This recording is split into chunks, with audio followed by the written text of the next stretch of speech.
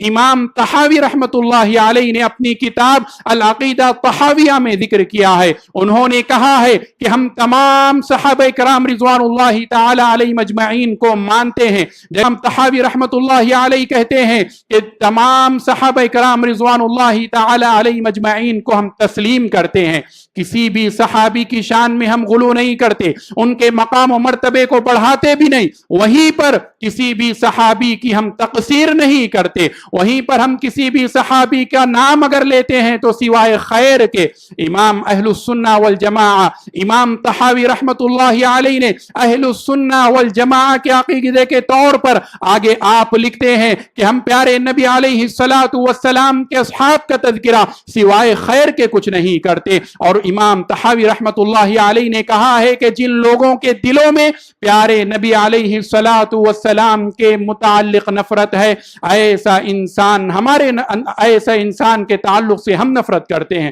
جس شخص کو پیارے نبی علیہ السلام کے اصحاب پر اعتراض ہے, اس انسان کو سن لینا چاہیے کہ ہمیں بھی اس پر اعتراض ہے. جو پیارے نبی علیہ السلام کے اصحاب پر انگلی اٹھاتا ہے, وہ جان لے کہ ہم بھی اس پر انگلی اٹھاتے ہیں. اور آپ نے آگے لکھا ہے کہ پیارے نبی علیہ السلام کے اصحاب سے متعلق یہ ایمان کا درجہ ہے. پیارے نبی علیہ السلام کے اصحاب سے متعلق وہی شخص اپنی دلوں میں محبت رکھ سکتا ہے جس کے دل میں ایمان ہو, اور پیارے نبی علیہ السلام کے اصحاب کے متعلق وہی انسان اپنے دل میں بغض و حسد رکھتا ہو جو منافق ہو.